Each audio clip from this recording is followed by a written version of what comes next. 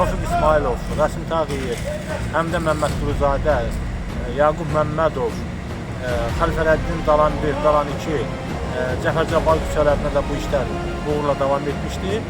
Ağcabədi rayonu Heydər Əliyev prospekti 128 nömrəli binanın qarşısındakı ərazi uzun müddətdir bərbad vəziyyətdə idi. Bugün rayon icra hakimiyyəti tərəfindən aparılan təmir və abadlıq işləri nəticəsində 580 kvadrat metr sahədə asfaltlanma işləri həyata keçirilib. Hörmətli izləyicilər, hal-hazırda gördüyünüz kimi Ağcabədi rayon Heydər Əliyev prospektində 5 mərtəbəli binanın qarşısındayım. Dəyərli izləyicilər, gördüyünüz bu 5 mərtəbədə 60-a yaxın ev var, ailə yaşayır. Yəni bu hansı ki 5 mərtəbənin qabağı bərbad bir vəziyyətdədir. Həqiqətən də yağış qar olanda, yəni burada uşaqlar məktəbə gedib gələndə, bir nəsə olanda əziyyət çəkirlər, problem olurdu. Sağ olsun Ağcabədi rayon icra hakimiyyətinin xətti ilə gördüyünüz kimi bu yollar düzəldi. Biz də öz sakinlər adından, öz adımızdan, Kanal 21 ailəsi adından Ağcabədi rayon icra başçısına öz təşəkkürümüzü, minnətdarlığımızı bildirir ki, belə bir gözəl işlər görür. Ağcabədi şəhər icra nümayəndəsi Fikrət Allahverdiyev Kanal 21 açıqlamasında bildirib ki, bu işlər yalnız hazırda asfaltlanan ərazi ilə məhdudlaşmır. Şəhərin digər küçələrində də abadlıq və təmir işləri davam etdiriləcək. O, sakinlərin rahat və təhlükəsiz hərəkət etməsi üçün müvafiq tədbirlərin davam etdiriləcəyini vurğulayıb. Ağcabədi rayon icra hakimiyyəti başçısının Ağcabədi şəhər icra nümayəndəsi Fikrət Allahverdiyev hal-hazırda Ağcabədi şəhər daxil küçələrdə asfaltlaşma işləri davam edir. Son işləri görülür. Hal-hazırda gördüyünüz bu küçə deməli Heydər Əliyev prospektində yerləşən 5 mərtəbəli binanın qarşısında da layihəmizdə var idi. Və indi burada da hal-hazırda 580 kvadrat asfaltlaşma işlərini aparırıq.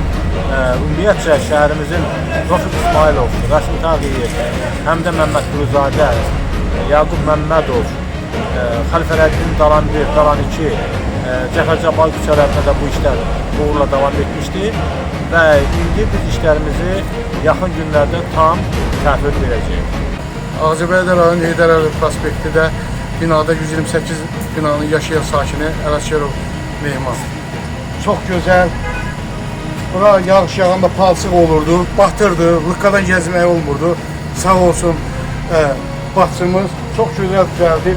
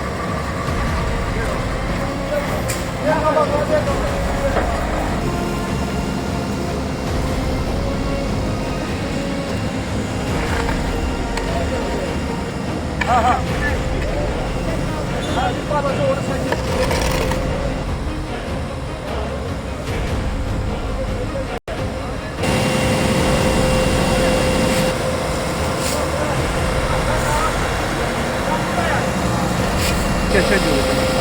Geçen keçə sərgah yazdılar.